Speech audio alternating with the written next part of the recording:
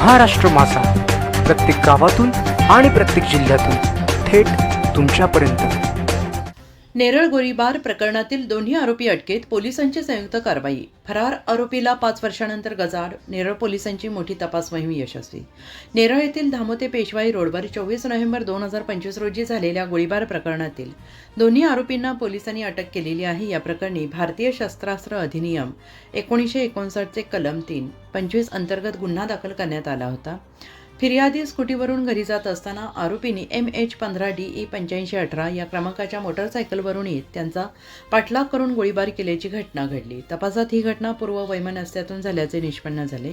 या प्रकरणातील अविनाश जगन्नाथ मार्के 45 राहणार नेरळ आणि दीपक विनायक कोळीकर वय वर्ष 40 राहणार नाशिक या आरोपींना पोलिसांनी तांत्रिक तपासाद्वारे गुजरात आणि नाशिक परिसरामध्ये 8 दिवस थांबवून त्यांचा शोध घेत अखेर 5 डिसेंबर रोजी अटक केली। अटक आरोपींकडून गुन्ह्यात वापरलेली मोटारसायकल, गावठी कट्टा, जिवंत राऊंड जप्त करण्यात आले।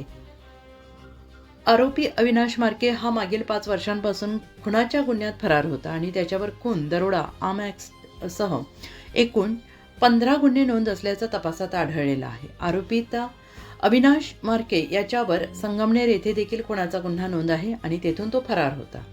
या संपूर्ण कारवाईत रायगड जिल्हा पोलीस अधीक्षक श्रीमती अंजल दलाल यांच्या मार्गदर्शनाखाली कर्जत आणि नेरळ पोलीस ठाण्यांच्या संयुक्त पथकाने काम केले आहे। आरोपींना न्यायालयात हजर केले असता 10 डिसेंबरपर्यंत पोलीस कस्टडी मिळाल्याने अधिकाऱ्यांनी सांगितले आहे। सदर कामगिरी ही PSI वरक कर्जत पोलीस ठाणे, PSI काजूळकर नेरळ पोलीस ठाणे, पोलीस हवालदार येरुणकर कर्जत पोलीस ठाणे, पोलीस शिपाई राजेभाऊ केकान नेरळ पोलीस ठाणे, पोलीस शिपाई आशुबेंद्रे नेरळ पोलीस ठाणे यांनी केली आहे।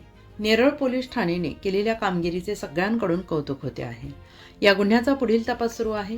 महाराष्ट्र माझासाठी जगदीश तगडे, रायगड, नेरळ। महाराष्ट्र माझाला सबस्क्राईब करा आणि बाजूचा बेल आयकॉन प्रेस करून मिळवा आपल्या परिसरातील ठळक आणि ताज्या घडामोडी।